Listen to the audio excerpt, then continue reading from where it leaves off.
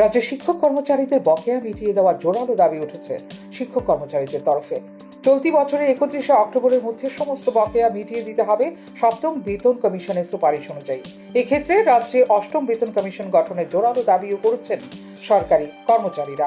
তবে সবচেয়ে প্রথমে পে রিভিউ নয়, পে কমিশনের দাবি করছেন সরকারি কর্মচারী এবং পেনশনভোগীরা। আগামী 21শে মার্চ থেকে শুরু হওয়া ত্রিপুরা বিধানসভার বাজেট অধিবেশনে আলোচনার দাবিও করছেন কর্মচারী এবং পেনশনভোগীরা।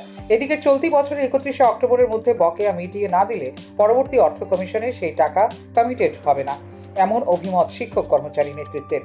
অষ্টম বেতন কমিশন গঠন হলে শিক্ষক কর্মচারীদের সমস্ত টাকা পাওয়া সম্ভব বলে মনে করেন সংশ্লিষ্ট কর্মচারীরা।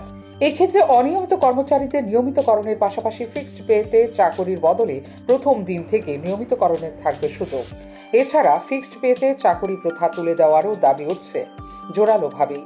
সুযোগ একবারই আসে, একবার সুযোগ চলে গেলে তা ফিরে পেতে অপেক্ষা করতে হবে আরও 10 বছর।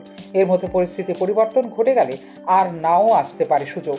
এক্ষেত্রে অষ্টম বেতন কমিশন গঠনের পাশাপাশি এক দেশ এক বেতন কাঠামোর দাবি করছেন রাজ্য সরকারি কর্মচারী এবং পেনশনভোগীরা।